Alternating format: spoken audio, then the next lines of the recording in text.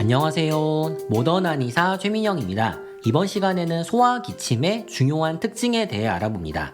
아이의 건강과 체질, 아프는 모습은 어른과 많이 다릅니다. 특히 어린아이의 기침에는 부모님이 이해하기 어려운 독특한 특징이 있습니다. 이 특징을 알아두면 아이의 기침을 관리하는 데 도움이 많이 되실 거예요.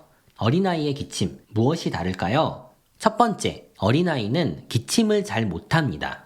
무슨 말이냐면 기침을 하는 테크닉, 즉 기술이 부족합니다. 기침은 우리 몸의 반사작용이라서 어린 아기도 목에 가래가 차면 자연스럽게 기침을 합니다. 그런데 기침을 잘 하려면 요령이 필요합니다. 기침을 잘 하는 우리 어른은 한두 번만 기침을 하면 가래를 효과적으로 잘 제거할 수 있습니다. 기침을 하지 않아도 가래를 쏙 빼서 뱉거나 삼키는 방법도 알고 있죠. 그런데 어린아이는 가래를 뱉고 기침을 잘 하는 방법을 모릅니다. 그래서 같은 양의 가래가 있더라도 어른은 한두 번 기침을 하면 되는데 어린아이는 10번, 20번까지 해야 가래를 뱉어낼 수 있습니다. 기침을 심하게 하는 아이를 보면 왜 이렇게 기침을 힘들게 하는지 걱정이 되고 때로 억지로 기침을 하는 것처럼 보일 때도 있습니다. 그런데 아이가 일부러 그러는 건 아니에요. 아이는 기침을 쉽게 잘하는 방법을 몰라서 어쩔 수 없이 기침을 힘들게 합니다. 지난 시간에 기침은 필요하기 때문에 기침 자체를 멈추게 하진 않는다고 했죠. 그래서 기침을 하지 말라고 하거나 참으라고 해선 안 됩니다.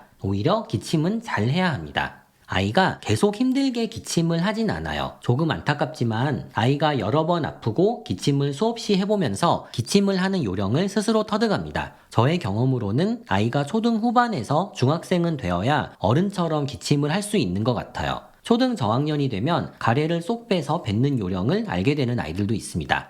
자, 어린아이는 기침을 못한다는 사실 기억해 두셨죠? 두 번째, 기침을 힘들게 하는 모습에 비해 질환과 염증은 심하지 않을 수도 있습니다. 이건 병원에 가서 목을 들여다보고 청진도 해봐야 하는데요. 근데 어젯밤에는 토할 정도로 기침을 심하게 했는데 막상 진료를 받고 보니 기관지는 괜찮고 목 염증도 심하지 않은 경우들이 있습니다. 가벼운 염증과 기침 감기에서도 아이가 가래를 뱉고 기침을 잘하는 방법을 모르기 때문에 기침이 더 심할 수 있습니다.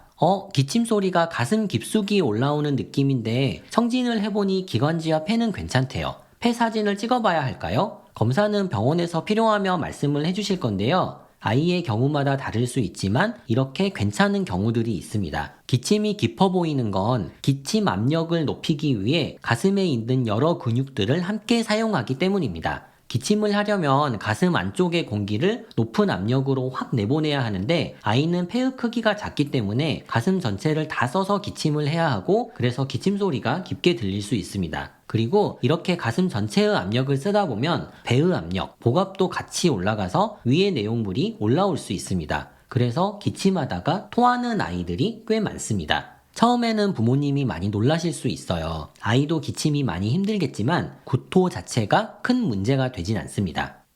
자, 그럼 이렇게 힘든 기침을 어떻게 관리해야 할까요? 기침의 근본 원인인 염증 치료를 해주면서 동시에 기침을 편하게 하도록 도와주는 좋은 방법들이 있습니다. 이건 다음 시간에 이어서 살펴볼게요. 모던 한의사의 체질 면역은 유튜브, 인스타그램, 한의사.kr 그리고 저의 책에서도 만날 수 있습니다. 지금까지 모던 한의사 최민영이었습니다. 감사합니다.